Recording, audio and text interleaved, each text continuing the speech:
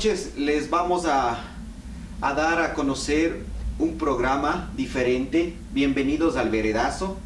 Esta vez vamos a hablar no del político, no del analista político, no del abogado de relevancia, no del joven luchador, sino vamos a hablar con César Luis Bartelotti. Cecita, bienvenido al Veredazo, conocido ya en todas las redes sociales. Queremos integrarte, queremos saber de ti. La gente sabe mucho de ti a nivel profesional, político, cultural, pero no sabemos quién verdaderamente eres íntimamente. Cecita, bienvenido al Veredazo. Querido Martín, muy buenas noches. Un saludo para ti y para todos quienes ven el Veredazo. Siempre es un placer poder compartir este tipo de espacios contigo. Bueno, ¿quién soy? Una pregunta un poco difícil, ¿no? Nací el 31 de diciembre de 1988, en un día que capaz que para este país es de los más importantes de su historia. La noche en la que Rolando Vera ganaba San Silvestre. La anécdota de mi nacimiento, que le voy a darle exclusiva a este canal y no al mío propio, es que después de varias horas de parto, porque fue un nacimiento bastante complicado el mío, uno de los médicos, todavía no sé quién, estoy averiguándolo, le sugirió a mi mamá que en virtud de que Rolando Vera ganaba San Silvestre, en lugar de ponerme César Luis, me ponga Rolando Silvestre. Entonces, bueno, con tremendo nombre y tremendos apellidos, hubiera sido un suplicio el típico deber de primer grado de mi nombre es, claro, César Luis Bartelotti Iturralde, solo el Bartelotti Iturralde ya ocupaba una línea entera. Imagínate, el Rolando Silvestre hubieran sido 2 líneas, hubiera sido un deber que hasta hoy, a los 28, no hubiera terminado. Pero bueno, ventajosamente mi mami no aceptó, no, mis papis más bien no aceptaron esa recomendación. Tengo el nombre de mis 2 bisabuelos, de don César Bartelotti Vázquez y de Luis Iturralde de Arquea. 28 años de edad, como la gente conoce, abogado de profesión, consultor político adicionalmente, político activo, ya 25 años. De hecho, empecé la política activa a 3 cuadras de donde estamos ahora, en la casa de mis abuelos sobre la calle Guayaquil, justo en la montaña que termina la Guayaquil, viendo frente a San Sebastián. Así que para mí es un... venir a la parroquia Juan Montalvo, venir a San Sebastián, estar ahora en Gualundún, es como estar en casa.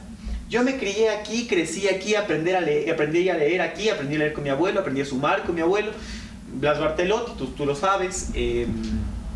Mi primer profesor, mi primer amigo, mi primera guía, mi mentor político. Yo cada que hablo del Blacho siempre se me llenan los ojos de lágrimas, porque para mí es todo, más allá de ser mi abuelo, es ese soporte que aún hoy por hoy tengo. Así que si es que estamos en la vereda Shairuca, y como buen Shairuco estoy acá. Cecita, tus padres, ¿quiénes son tus padres? Bueno, mi papi Edison Fabián Bartelotti Bonilla, nacido el 27 de enero de 1960, mecánico automotriz, aunque en el ejercicio más bien del mundo de las ventas durante todo el tiempo. Fue profesor en el Barba Naranjo también. Mi mami, Leoni Margarita Iturralde Barriga, nacida el 6 de julio de 1965, 23 años de funcionaria judicial. Creo yo que por ahí nació ese amor precisamente por el derecho, aunque mi mami fue la primera en oponerse a que yo estudie derecho. ¿Por qué? Mi mami siempre decía que hay demasiados abogados ya, y que como hay demasiados abogados la competencia sería muy fuerte. Pero yo me acuerdo que desde chiquito, cuando yo decidí ser abogado, yo le decía, mami, sí, pero abogados buenos habremos pocos. Entonces los abogados buenos siempre tendremos trabajo, y eso es justamente lo que hasta hoy, con la bendición de Dios, puedo vanagloriarme, si es que cabe la expresión de vanagloriarse. De hecho, mi mami se desvinculó de la función judicial hace poco y es quien dirige hoy mi oficina aquí en Atacunga. Tengo la enciclopedia de Derecho Procesal Civil al lado mío, entonces ¿para qué más? ¿Qué más puedo necesitar? Igual, mis papis han sido un referente inmenso en mi vida. Mi papá, un ejemplo de trabajo abnegado toda la vida. Yo a mi papi le he visto hacer de todo. Como te digo, por mi edad yo tuve la suerte de verlo a mi papá profesor, tuve la suerte de verlo a mi papi chofer, tuve la suerte de verlo a mi papá como agente vendedor de una compañía molinera de acá. He tenido la suerte de verlo a mi papi con su emprendimiento respecto al tema productivo. Mi papi tenía un cullero. Y ahí es donde nace también parte de mi afán de servicio y una política hacia los productores chiquitos, porque sé la suerte tan dura que tienen, sé lo difícil que es para ellos llegar. Lo vi a mi papá trabajando en una cementera, entonces mi papi siempre ha sido un referente inmenso de trabajo para mí. En todos los aspectos. En todos los aspectos. Yo le he visto a mi papá trabajar de 12 de la noche a 8 de la mañana en turnos, por ejemplo, verlos poco precisamente por el trabajo. Y de mi papá siempre guardo, no sé si viste mi primer video en el canal, también me hago publicidad sobre eso. Mi papi es para mí mi referente de trabajo. Mi mamá, en cambio, es la primera generala de todas mis batallas. Y muy conservadora. No necesariamente. De hecho, mi mami siempre me ha apoyado en todas mis luchas, independientemente de si es que esté o no de acuerdo con ella, y creo que eso es parte del quehacer de mi madre siempre. Y además mi mami tiene para mí un tema muy importante. Mi mami me enseñó a hacer bien las cosas. Mi mami, después de que salía del trabajo, ella y yo de la escuela o del colegio, revisaba mis tareas, y cuando mis tareas no estaban bien me arrancaba la hoja y yo repetía el deber. Y eso en mi casa se hacía. Entonces yo puedo decir que sí soy de la generación al que le arrancaron las hojas hasta que quede bien el deber. ¿Cómo se formaba los Como nos formábamos en esa época, y como yo creo que independientemente de la lucha por los derechos de niñez y adolescencia se tiene que seguir formando, porque no podemos, sobre pretexto de que tenemos nuevas redes sociales o acceso al internet, dejar de tener trabajos de calidad, trabajos perfectos. Y una de las cosas que quiero ver de mamá es justo la perfección. De hecho, tengo el mismo tema de ella hasta hoy. Yo a mis asistentes les sigo corrigiendo con rojo, sigo tachando, sigo cambiando el orden de las cosas, precisamente porque quiero que las cosas salgan bien. Y eso es lo que yo le debo a mi mamá. Además, obviamente, de la lucha inmensa. Yo me acuerdo con mi mami, yo tenía 9, 10 años, uno de los paros de la UNE, en el 97, tenía 9 años. En el 97, dentro del paro de la UNE, yo llamé a pronunciarme como niño, ya tenía 9, 10 años, insisto, de que ya era tiempo de que se acabe el paro y que queríamos ir a estudiar, porque aparte después nos íbamos a quedar hasta sin vacaciones. Y una ex profesora del jardín llamó a pronunciarse respecto a que mi madre me había inculcado decir eso en virtud de que era militante de la democracia popular y en consecuencia aficionada a Yamil Maguad, o más bien militante de Yamil Maguad, y que por eso yo salía. Entonces me acuerdo que salí en esa época de la radio, si voy a decir la radio Novedades, que daba en la Juan Abel Echeverría entre Sánchez de Orellana y Quito, al lado del almacén de los señores Cayo, justo en los altos. Y bajé con María Chacón, que era la empleada de mis abuelos, a dar una entrevista yo solito. Pues mi mamá se enteró de la entrevista porque llamaban a felicitar por la entrevista. Por tu intervención. Exactamente. No supo nada más de la entrevista y mi mamá nunca tuvo la más remota idea. Eso al final me costó una persecución inmensa en la escuela y adicionalmente la bandera del pabellón nacional. Cecita, te adelantaste un poquito en el tema. Yo te voy a decir un nombre, como Shairuco, de nacimiento, de cepa, como dicen nuestros antiguos, ¿no? Tenemos un legado importante de nuestras tribus panzaleos, cundualos. ¿Qué representa Blas Bartelotti en tu vida? ¿Y cómo te acuerdas del lindo barrio San Sebastián? Ups, dos preguntas bien difíciles. ¿Qué representa Blas Bartelotti en mi vida? Un soporte inmenso. Fue mi primer profesor. Él fue profesor de matemáticas en el Barba Naranjo. En consecuencia, él me enseñaba a sumar, me enseñó a restar teniendo 3, 4 años. Me enseñó a leer igualmente. Yo leía relacionando palabras, es decir, en mi cabeza era una imagen la palabra y así yo aprendí a leer. Me inculcó el amor por la política. Mi primera campaña con él yo tenía 3 años y grababa el spot en la 17. Me inculcó el amor por la docencia.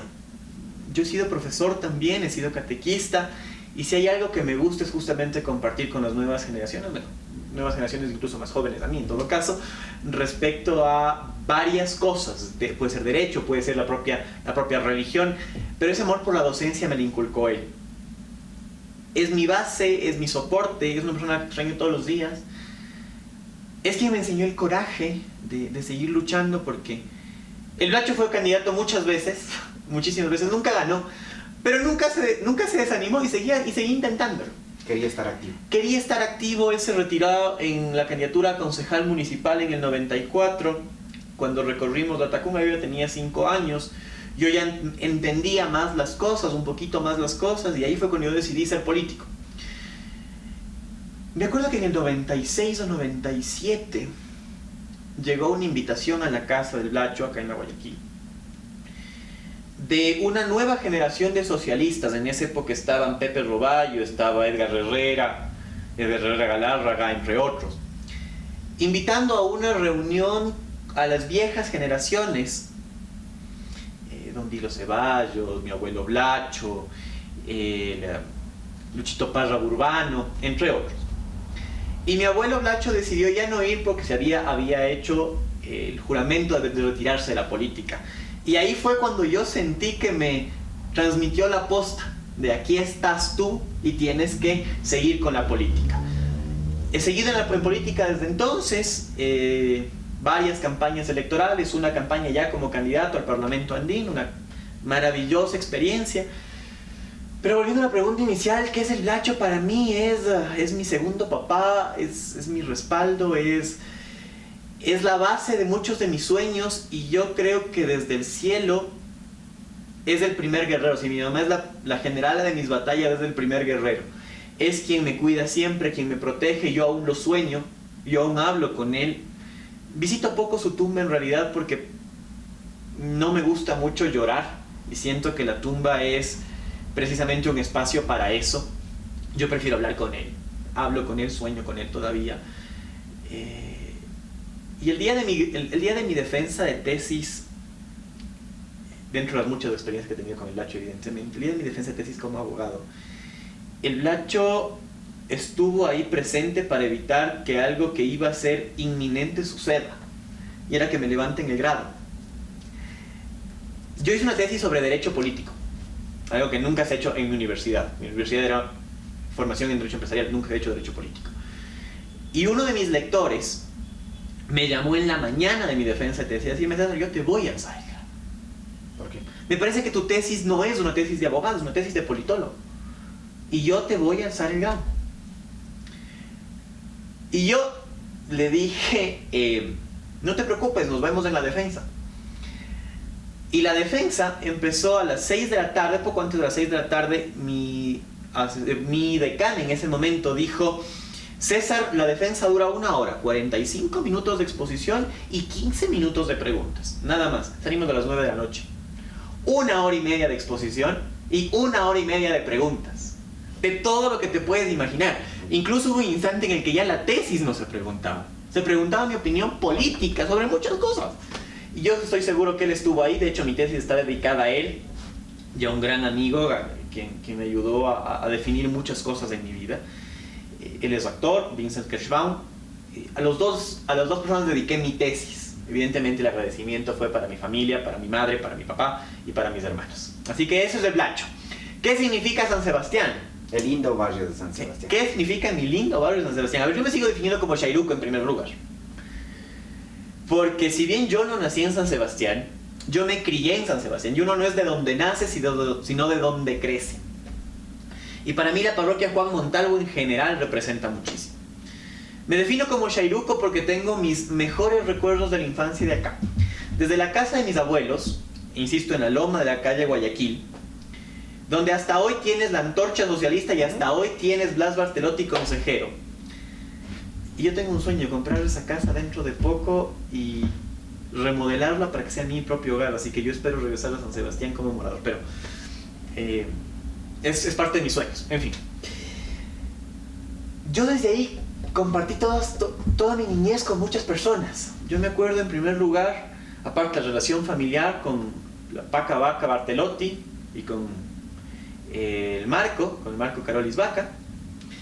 Obviamente yo compartí mi infancia con ellos porque la Paca Vaca trabajaba en el Vicente León y mi abuelita Betty también trabajaba en el Vicente León. Entonces los paseos del colegio, tanto del Barba Naranjo como del Vicente León, yo era la mascota del paseo porque siempre viajaba con mis abuelos. Entonces con la Paca Vaca compartíamos. Luego con el Marco Carolis igualmente. Al Marco le tengo un inmenso agradecimiento, que en paz descanse. Él fue quien me pintó el rostro como Mamá Negra Isidrina. Cuando la Isidro Ayora a mí me designa Mamá Negra en el 97, el Marco madruga a pintarme como Mamá Negra. Entonces todo el diseño de Mamá Negra, una obra de arte en realidad, fue gracias a otro vecino shairuco, Marco Carolis. De ahí me acuerdo obviamente de Zoilita Betancourt, de su marido Manuel Ceballos, obviamente más bien de sus hijos, de Flaco y de Jaime, que hoy de hecho son mis clientes ya profesionalmente hablando. No sé si tú te acuerdas, evidentemente sí, de la tienda de la María Luisa, justo en la esquina. Entonces yo me acuerdo, pero por supuesto, de la María Luisa toda la vida. La panadería El Chinito de la Blanquita Molina. Entonces todo ese tipo de experiencias yo las tengo guardadas en mi corazón. Me acuerdo del palo encebado en enero, organizado por supuesto por el barrio. De Monseñor Claudio, ¿quién no se acuerda de Monseñor Claudio? Al principio con mucho miedo, yo me acuerdo que todos los huevos teníamos algo de recelo a Monseñor Claudio, porque le veíamos muy serio, muy formal, ¿no? Muy poco de niños. Aquí tengo una anécdota también. Yo hago la primera comunión en la catedral. Y justo se instituye lo que es el año bíblico, entre la primera comunión y la confirmación, un año de estudio bíblico. Yo me rayo una de esas tardes y voy donde Monseñor Claudio, nuevamente con María, con la empleada de mis abuelos, a inscribirme en la catequesis de San Sebastián. Lo mismo, mis papás se enteraron ya en el primer día de la catequesis, tal cual. Y bueno, y al final de cuentas fue una experiencia muy bonita. Ya veníamos a escuchar misa en San Sebastián, mi papi me acompañaba a la misa. Y el rato de pasar el año para el primero de confirmación, y yo justo entraba la hermana Miguel, quien era mi catequista, no había pasado la lista de graduados, o sea, la lista de promovidos. Entonces tuvimos que hablar con Monseñor Claudio, hacerle acuerdo de quién era, que participaba en la misa, que mi papá venía, bla, bla, bla, bla, bla, bla, para que Monseñor nos dé el paso, porque nunca tuvimos el paso de año bíblico. Ahí regresé a la catedral a hacer la confirmación, pero fue una de esas rayadas que no, me voy a hacer año bíblico en San Sebastián, y vine a hacer año bíblico en San Sebastián. Después pasaba donde la Betita y donde el Blacho. De esa casa fue mi primera biblioteca, fue mis primeros campings, creo que los únicos en realidad, porque no sé mucho de campings, mi primer patio de juegos, mis mascotas, los perritos que tenía de Betita, particularmente la última Pelusa. Tenía atrás una cueva en parte de la montaña, en la que en algún momento quisimos hacer horno de pan. En lugar del horno acabó siendo gallinero. Después había cuyes, habían conejos. Tenía un armario negro que yo nunca supe qué pasó con ese armario, que era mi pizarrón, porque como quería ser profesor igual que el papi Bacho, entonces era mi pizarrón. El Blacho me regalaba tizas, la Betita me regalaba tizas, y yo ahí enseñaba. Yo de hecho a María le enseñé a leer y escribir, a la empleada de mis abuelos les enseñé a leer y escribir. Y si hay algo que yo guardo de San Sebastián, aparte de todo lo que te acabo de comentar, y obviamente ya yéndonos un poquito más hacia el norte, mi primo Flavio Torres y la familia Herrera y todos quienes están hacia el norte, ya más bien hacia la Cocha. Pero el recuerdo más grande que yo guardo de San Sebastián es la casa de mis abuelos. Como te digo, para mí lo ha sido todo. Ha sido inclusive el primer lugar donde yo daba discursos, porque yo doy discursos desde que tengo 3 o 4 años con mi abuelo Blacho, que le escuchaba a él y yo trataba de imitarlo. Me acuerdo de las máquinas de escribir que tenían, en donde yo escribía lo que se me ocurría, escribía cuentos, hacía números en la máquina de escribir, cosas por el estilo. Entonces, si tú me preguntas, un recuerdo, uno solo de San Sebastián, es de esa casa, porque esa casa para mí lo es todo. Excelente. Cecita, justamente hoy tuve yo una invitación a Radio La Tacunga y topamos un tema muy importante que tú también debes estar al día. Me vas a dar el criterio tuyo. Entonces yo le decía a Dayita Ortiz de Radio La Tacunga, le decía: Dayita, si yo estoy estudiando, estoy investigando de mi lindo barrio de San Sebastián, no es por capricho, no es por orgullo de que mi familia son chairucos, es por recuperar nuestra identidad en La Tacunga. El vos, cuando vos le dices a una persona vos, no es por atrevimiento, es por nuestra cultura, por nuestra identidad. Entonces, ¿qué representa para vos, César Luis, nuestra identidad y nuestra La Tacunga? A ver, yo creo que La Tacunga tiene mucho que explotar en el tema cultural, y eso va a permitir explotar el tema turístico adicionalmente. Mira, yo tengo un gran sueño para San Sebastián, y tú sabes que yo quiero ser alcalde de La Tacunga, y mucha gente lo sabe. Yo tengo un inmenso sueño para San Sebastián, justamente la loma en la que yo crecí. Quiero convertirla en una especie de mini ronda, como en Quito. De tal manera que los propios vecinos puedan implementar espacios chiquitos de comida, de arte, de cultura, de guitarra, obviamente iluminado, obviamente con seguridad, provista por el propio municipio, para que los turistas vengan, para que conozcan San Sebastián. Mira, la casa de mis abuelos está a 6 cuadras del parque Vicente León, 7 tal vez, y tú tienes la idea de que está lejísimos, y no está lejos. La Tacunga es una ciudad para caminarla, y al caminarla tienes mucho que conocer. La calle Guayaquil en general, si es que tú empiezas desde la 2 de Mayo hasta ya San Sebastián, hasta la Seymour, hasta la isla Seymour, tienes casas antiquísimas en primer lugar, y casas con zaguanes, que era parte de la construcción antigua de la Tacunga, tal como se concibió la Tacunga en algún momento. Tienes esta lomita de San Sebastián, y ten la certeza de que creo que se pueden hacer muchas cosas. ¿Qué hacer respecto a la cultura? Me parece que hay que difundir no solo la herencia cultural que tenemos, sino los personajes que tenemos. Y te voy a poner un ejemplo más allá de quienes estén a favor o quienes estén en contra. El propio Monseñor Claudio Guerrero, que sin ser latacungueño, creo que amó esta tierra mucho más de lo que los propios hijos de esta tierra la han querido. Y personas así hay que difundirlas, hay que empezar a hacer un trabajo real respecto a difundir biografía, respecto a difundir cultura, respecto a difundir algo con lo que tú empezaste la pregunta de San Sebastián, y es nuestra herencia panzalea, es nuestra herencia adicionalmente cercana a Atahualpa, porque quienes algo hemos leído de la historia sabemos que buena parte de los ejércitos e incluso Rumiñahui en algún momento se asentó en la Tacunga, y se dice que en la Tacunga está escondido el gran tesoro de Atahualpa.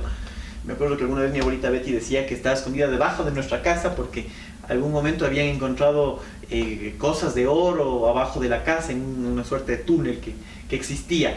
Entonces, ese tipo de cosas son las que tenemos que empezar a difundir. La Tacunga es mucho más que la Mama Negra. Y hay una cosa, Martín, que a mí me parece que es elemental que en la Tacunga tiene que empezar a hacerse. Y es empezar a trabajar en el turismo cultural.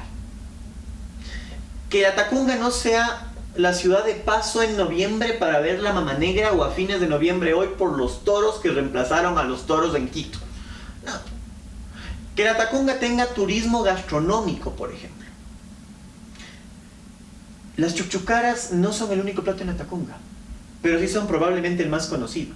Aprovechando la coyuntura de las chuchucaras, deberíamos empezar a visibilizar otros platos. Mira, tú sales del cementerio, una costumbre de los latacungueños, tú sales del cementerio después de visitar un domingo a tus familiares, lo primero que haces es pegarte tortillas de palo.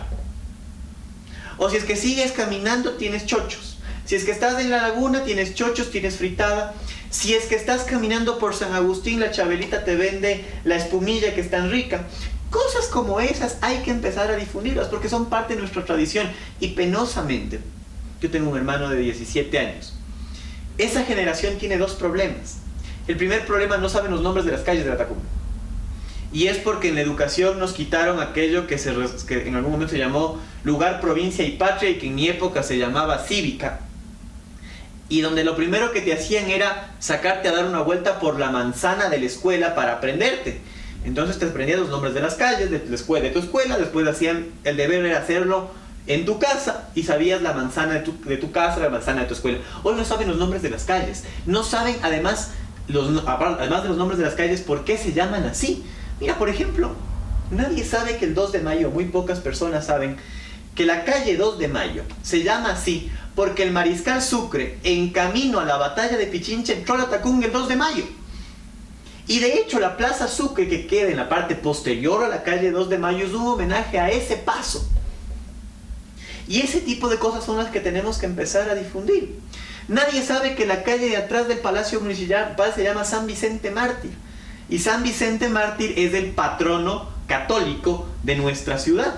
De hecho, tampoco muchas personas saben, hay una imagen de San Vicente Mártir en la catedral. La primera, no sé si decir bóveda, de imágenes en la catedral es de San Vicente Mártir, el patrono católico de la fundación de la Tacunga. Cosas como esas tenemos que difundirlas. El Palacio Municipal, por ejemplo, construido en 1902, o iniciado a construir en 1912, es la edificación de piedra pómez más grande del mundo. Y pocas personas lo saben. En esa edificación había, yo me acuerdo de ellas, unas argollas que era donde antes se amarraban los caballos abajo del Palacio Municipal, y en una de las remodelaciones decidieron quitar las argollas, que me pareció a mí una locura porque era parte de la tradición de nuestra tierra. La Tacunga se crió o creció de esa manera, y a eso es a lo que hay que volver, al tema de las iglesias, al tema de los entierros, la casa de los marqueses y los fantasmas que dicen que se pasean por ahí. Tilipulo. Cada que hablo de Tilipulo yo suspiro porque no logro entender hasta hoy cómo no se ha hecho nada con Tilipulo en tanto tiempo.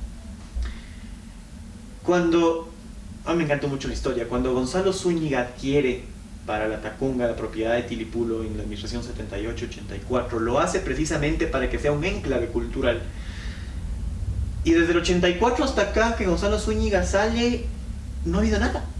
Han habido proyectos de hostería, incluso leí recientemente, hace un par de meses, un proyecto para que el aeropuerto internacional Cotopaxi funcione en Tilipulo y que la sala de ingreso de pasajeros sea de Hacienda Obraje. Me parece que evidentemente está un poco desproporcionada por la magnitud de un aeropuerto, pero es una propuesta interesante.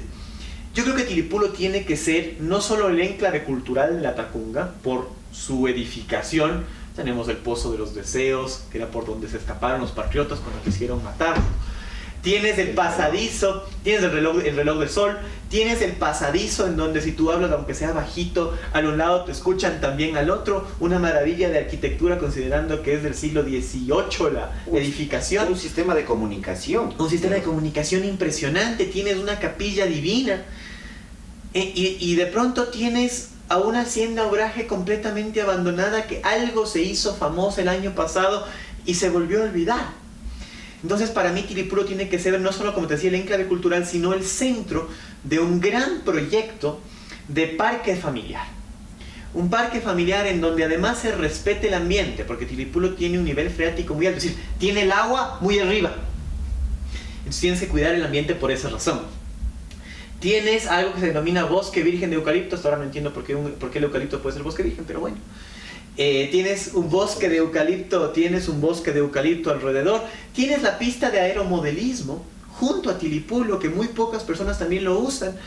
Yo tengo un compromiso, quiero que la Tacunga sea sede de un encuentro nacional de aeromodelismo en Tilipulo. Y cositas como estas. Si es que te sigo contando, no acabo nunca. No vamos a acabar nunca. Cecita, verás, hay un tema que para mí es muy importante. La televisión tradicional, los sistemas de comunicación tradicionales se van a extinguir en algún momento porque están incidiendo demasiado las redes sociales. Entonces mi pregunta va enfocada a eso. ¿Qué te parece a vos que está ganando espacio más las redes sociales que los medios de comunicación tradicionales y certeros, fuentes directas de información? Sí y no. Casualmente hicimos un análisis respecto a qué fue lo que sucedió en las elecciones pasadas. Las redes sociales llegan hoy por hoy, según el INEC, al 28% de los ecuatorianos. 1 de cada 4 ecuatorianos tiene acceso a redes sociales. Evidentemente están difundiendo y están creciendo mucho más rápido que los medios de comunicación tradicionales. Sin embargo, los medios de comunicación tradicionales y particularmente la radio, tiene un nivel de acceso y compenetración mucho más alto. ¿Por qué? Porque tú vas al fútbol y no vas pues con la televisión a ver el fútbol en el estadio, sino que vas con la radio a escuchar la narración. Tú estás en un camping y no tienes una televisión, tienes una radio. Incluso varias radios tienen ya sus canales en redes sociales, así que a mí me parece que lo que va a empezar a suceder, querido Martín, es que va a haber una suerte de dualidad entre radio y redes sociales. La radio controlada por leyes y por normativa, con fuentes verificadas y contrastadas, como te dice la ley de comunicación. Las redes sociales no. Las redes sociales creo yo que surgen y se están multiplicando en función de que están dando voz a quienes nunca tuvieron voz. Te voy a poner un ejemplo muy sencillo. La entrevista que tú hiciste a Arturito Zurita en un medio de comunicación tradicional, probablemente antes de que tú incursiones no se la hacía. Y nunca se lo hubiera hecho. Y nunca se lo hubiera hecho. Porque se le dio voz a quien no tuvo voz o a quien no tiene voz. Y eso es lo que las redes sociales están logrando hoy. Hoy los chicos comentan, hoy adicionalmente generan opinión, correcta, incorrecta, equivocada, no importa, generan opinión. Y ese es el resultado de que, ese es el motivo por el cual las redes sociales empiezan a crecer tanto. Porque están dando voz a quienes no tienen voz. Pero ojo, las redes sociales representan a una parte de la población. Y tú en tus redes sociales tienes a tus amigos, a tus familiares, a quienes piensan como tú. Entonces, el hecho de que todos coincidan en algo no implica que toda la población coincide en lo mismo. Creo, sin embargo, volviendo al tema cultural, en la Tacunga, que debería hacerse un esfuerzo inmenso en redes sociales para difundir la cultura local. Un esfuerzo inmenso, no solo para los latacungueños, sino para empezar a generar turismo, tanto nacional como internacional, hacia las manifestaciones culturales de la Tacunga. ¿Por qué, por ejemplo, no hablar de una manifestación cultural? Porque me parece que es parte de la cultura. El hecho de volver al palo encebado que teníamos en enero en San Sebastián, como precisamente una manifestación de juegos populares, y que la gente venga a San Sebastián, y que tú sabes que si la gente viene a San Sebastián, la señora de la tienda, la propia María Luisa, va a tener muchas más personas a quienes vender, y se va a dinamizar la economía. Ahora, Cecita, vivimos en un mundo rápido, de evolución fugaz, se puede decir, pero también vivimos en un mundo lleno de perjuicios. ¿Qué te parece a vos? Absolutamente, absolutamente. Estamos en un mundo que está justo en la época del mix. Algún momento hice yo radio, así que yo me acuerdo de la época en la que tú ibas haciendo los mix de las canciones, ¿no? Claro, en mi época no tenías los equipos que hoy tienes, así que en mi época tenías que hacerle al oído. Es cuando uno perfecciona el oído musical. Estás justo en esa época, en donde hay una nueva generación que está en una suerte de explosión respecto a muchas cosas, a abrir los ojos de la gente mayor en muchas cosas. Y tienes todavía una generación que tal vez se resiste a esos cambios. Yo creo que es cuestión de tiempo, te digo honestamente, de a poco se han ido venciendo los prejuicios. Y parte de este vencer los prejuicios se debe a que hay gente que ha tomado la posta en eso. Prejuicios de todo tipo.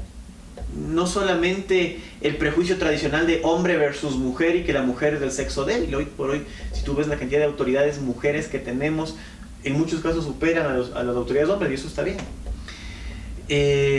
Sino además prejuicios respecto a otros temas. Por ejemplo, un tatuaje. Antes era pésimamente mal visto. Nosotros este fin de semana hicimos un video con mi hermano Jorge Enrique, que ya está subido en redes sociales, les invito a que lo vean. Respecto a los tatuajes, a qué es lo que implica un tatuaje, qué es lo que representa un tatuaje, porque el hecho de que tú tengas un tatuaje no te hace delincuente, no te hace una mala persona. De hecho, en el caso de los tatuajes, por ejemplo, Martín, para nosotros hacer el video investigamos un poco la historia del tatuaje, y resulta que varias civilizaciones tenían ya los tatuajes como forma incluso de marca de élites tanto en el ejército, de élites militares, de élites políticas, de élites sociales. Quien tenía un tatuaje en civilizaciones antiguas no era el delincuente, sino era el rey, era el general, era el militar destacado, porque esa era una muestra que estaba en su cuerpo respecto a un triunfo, a una batalla, a un linaje o a una posición social. Así que ese tipo de cosas de a poco se han ido venciendo. Mira, los mismos prejuicios que se tenía respecto a las mujeres hoy se tiene en torno, por ejemplo, a las minorías sexuales, o en torno, por ejemplo, al hecho de que los jóvenes no pueden tomar la posta en algunas cosas. Y yo creo que la juventud ha ido demostrando que con capacidad y con conocimiento puede acceder a puestos de poder y trabajar en beneficio del cantón y en beneficio de la provincia. Perfecto.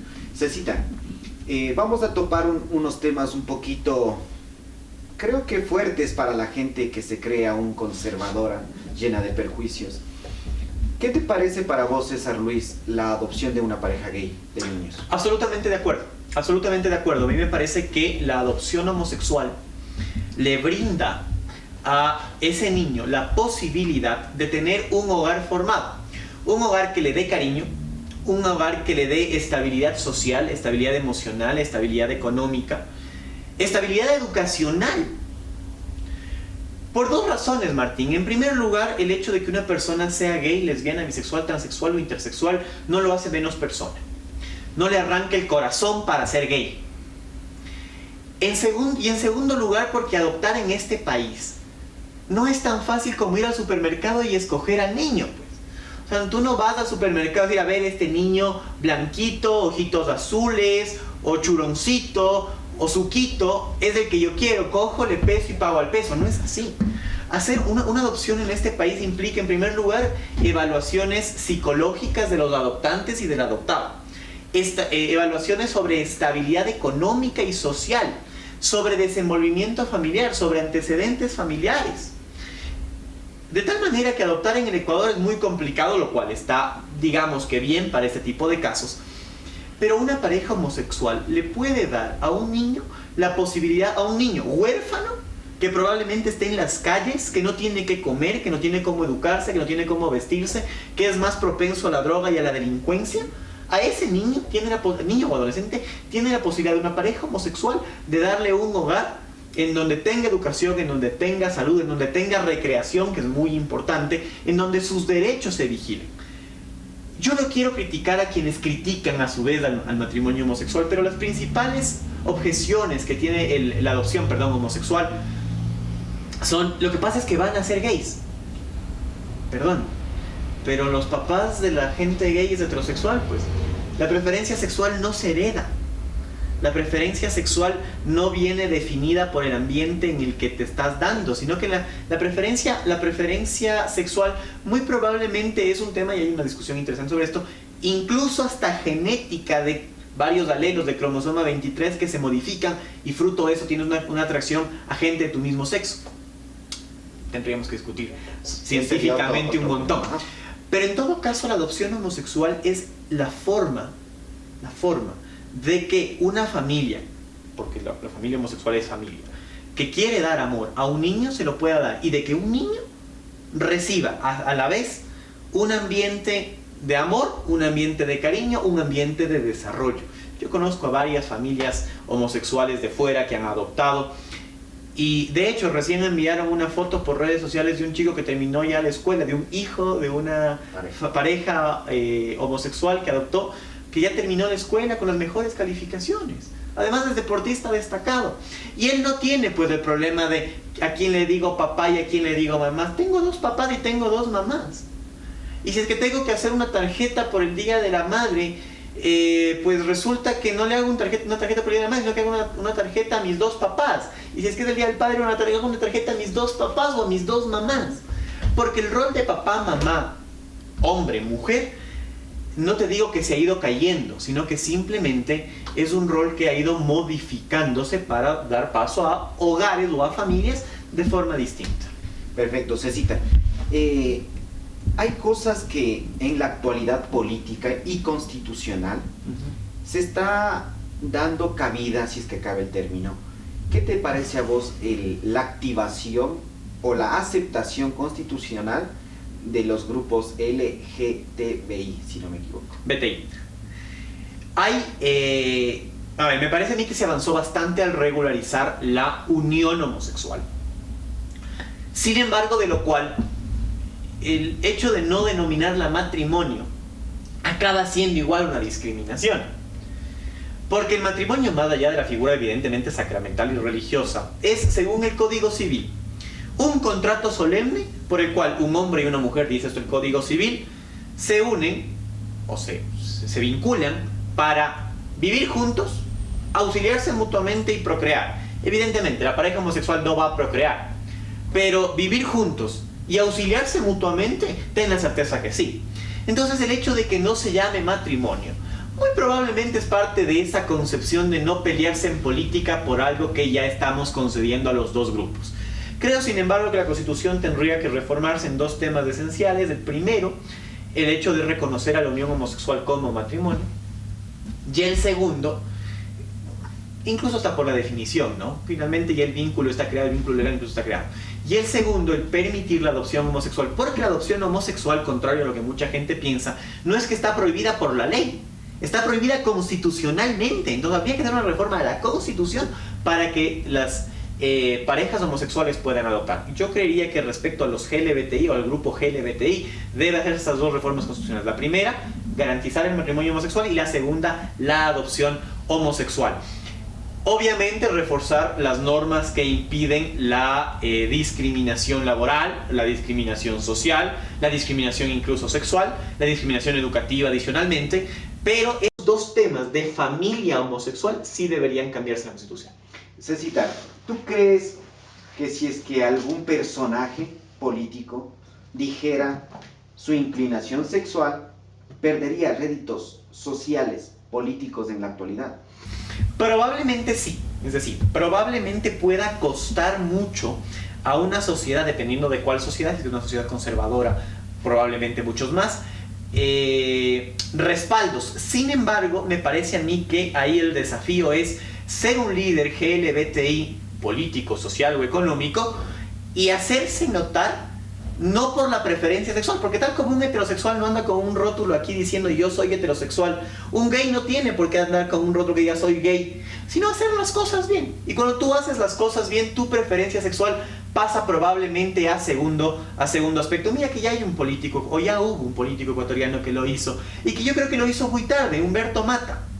Humberto Mata, ex candidato a prefecto por el Guayas en varias ocasiones. Después de que se retira de la política, viaja a Buenos Aires. Y en Argentina se casa con su novio de no sé cuántos años. Mientras tanto acá por campaña tenía show de que era el novio de Carla Sala, de que estaba casado con no sé quién y cosas por el estilo. Cuando yo he conversado con mucha gente del Guayas, me decían, mira, si Humberto Mata decía que era gay, yo hubiera pensado en votar por Humberto Mata, porque todo el mundo lo sabía, pero creíamos que era un político que nos mentía en función de que algo tan personal nos mentía, nos podía mentir en cualquier cosa. Entonces, creo yo que ya es el momento de ir rompiendo un poco estos esquemas, pero en función de liderazgos fuertes y propositivos. Entonces, que tu condición sexual sea parte de ti, nada más, sin irla difundiendo, salvo evidentemente que hagas activismo LGBTI, es lo lógico, pero que lo que te juzgue no sea tu preferencia sexual o con quién te acuestas, sino más bien con las cosas que tú haces. Hay una frase muy bonita que un amigo gay me dijo hace mucho tiempo y que yo lo tengo guardado en mi corazón. Uno no es gay por con quién se acuesta, sino por a quien ama. Él me decía, yo soy gay porque yo amo a un hombre, no porque me acuesto con un hombre. Porque la preferencia sexual no viene dada por tus genitales, sino por tu corazón. Y el vínculo finalmente que existe es un vínculo sentimental. Es un vínculo que nace en el corazón y se queda en el alma. Y la preferencia sexual entonces viene definida por no con quién te acuestas, sino a quién amas. Cecita, esta pregunta me iba a guardar para el final, pero cabe el término que estamos en el contexto. En redes sociales hemos comentado mucho acerca de tu entrevista. Cecita, ¿tú eres gay? No. No eres gay. No. De hecho fue una pregunta que se repitió un montón en mi video anterior. Yo le agradezco a la gente por eso. Hay 7 tipos de preferencias sexuales. Una de esas es la pansexualidad. ¿Qué es la pansexualidad? La pansexualidad es el hecho de enamorarte de una persona independientemente a tu género. Martín, a mí lo que me enamora no es el género de una persona, no es su aparato sexual reproductivo, sino es lo que la persona implica. Yo me he enamorado 2 veces. No me considero ni gay ni bisexual, sino más bien pansexual, porque de las 2 personas que yo me he enamorado en mi vida, en mis 28 años, me he enamorado por lo que han tenido acá y por lo que han tenido acá.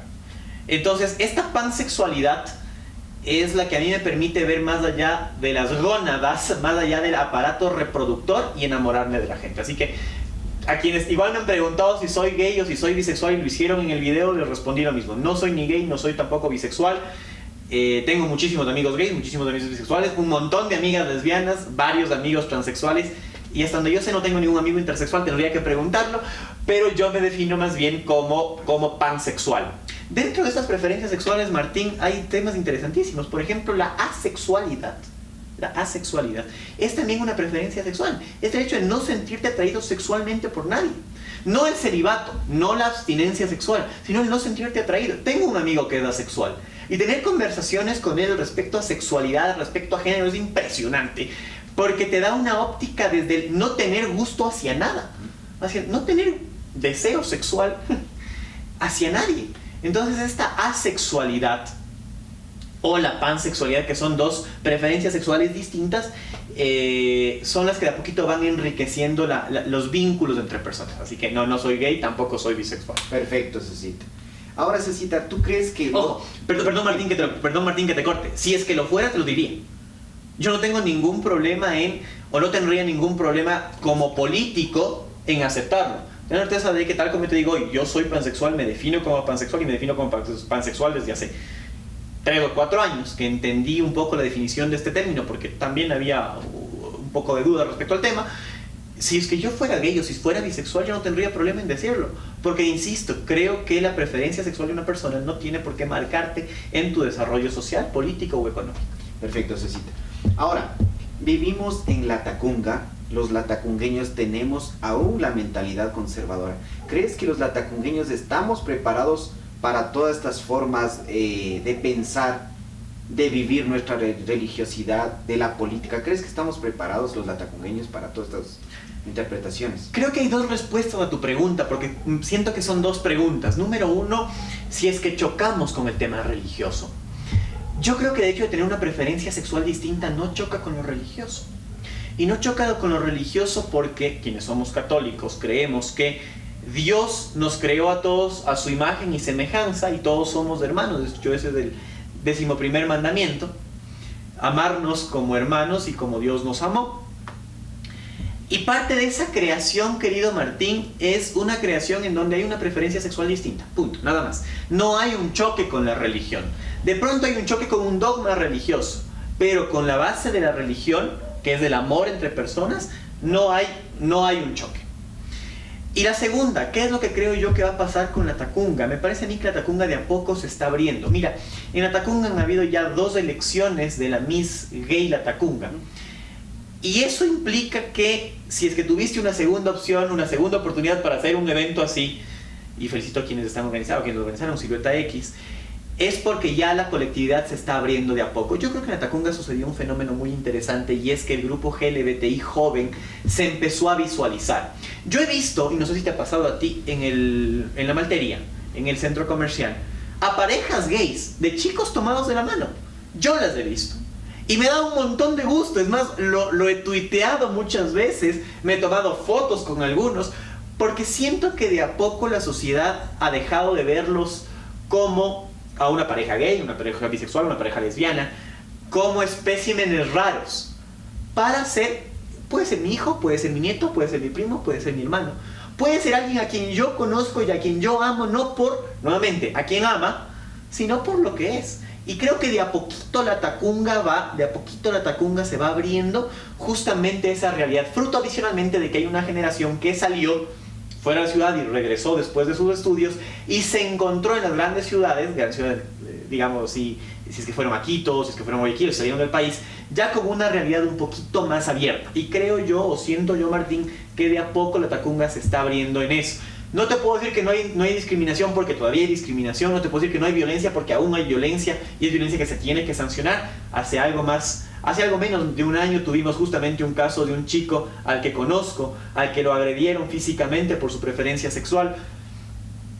Y como abogado me indigné un montón, y como político aún más, por no poder hacer absolutamente nada sobre eso. Pero siento, sin embargo, Martín, que de a poquito la sociedad latacungueña se está viendo. No solo la preferencia sexual distinta, sino muchas otras cosas que antes no estaban.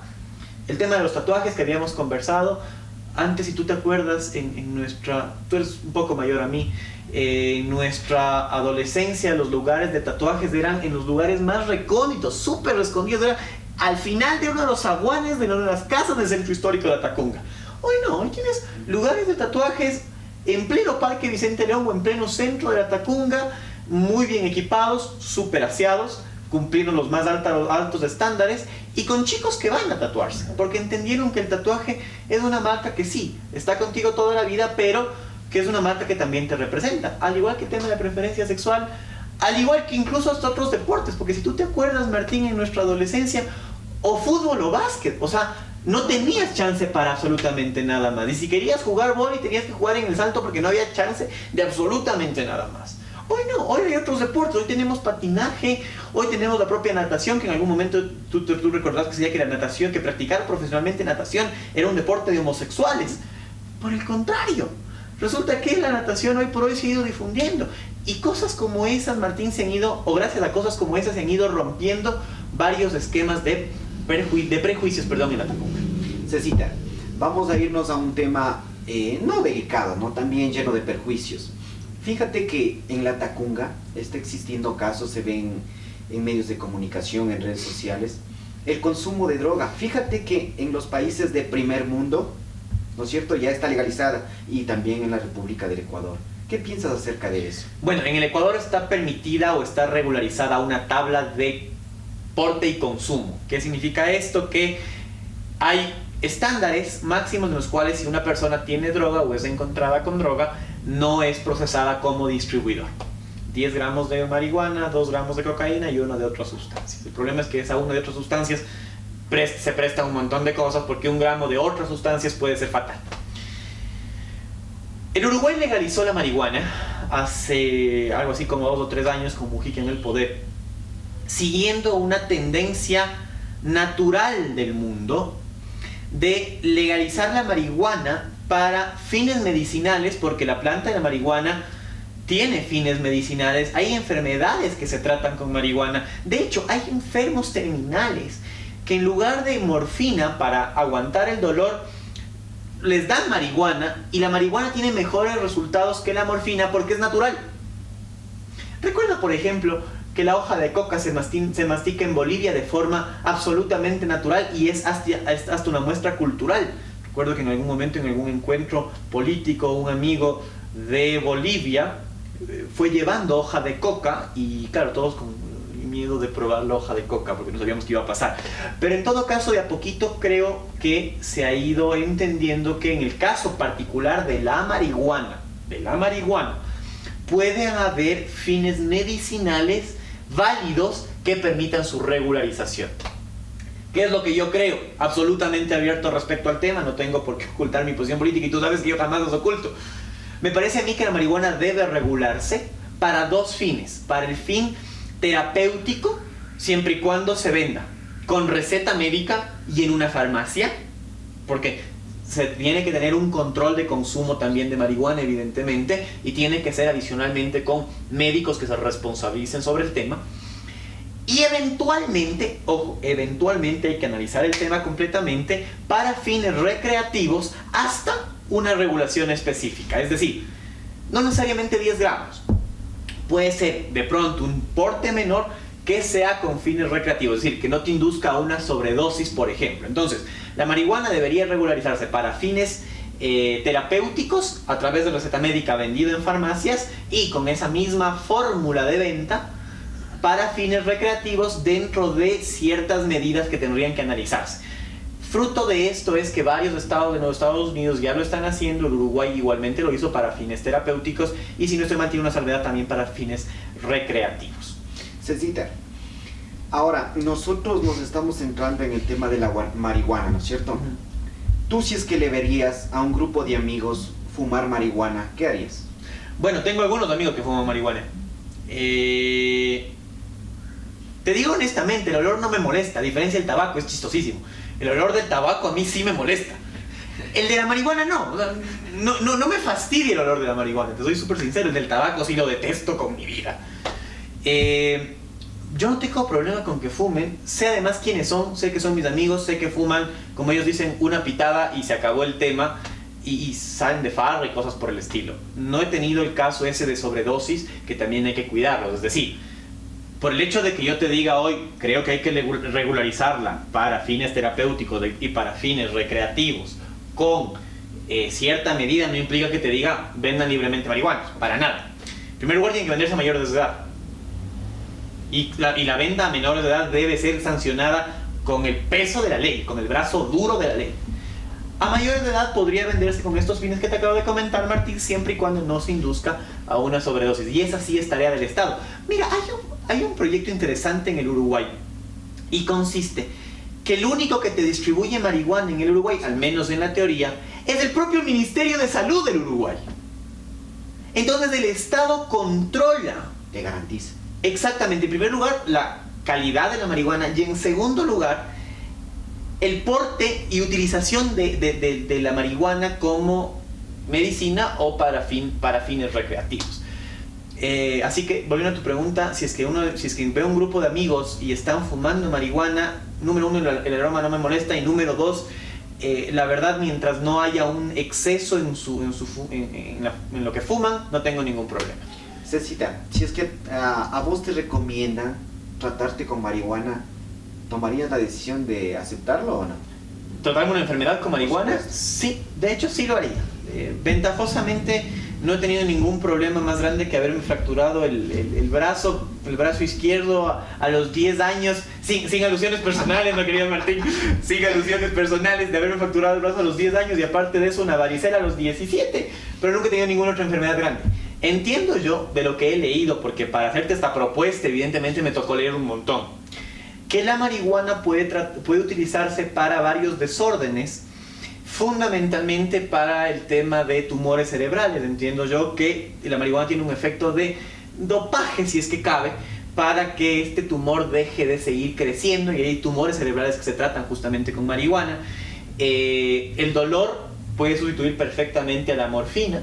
Hay ya terapias del dolor que se hacen con marihuana.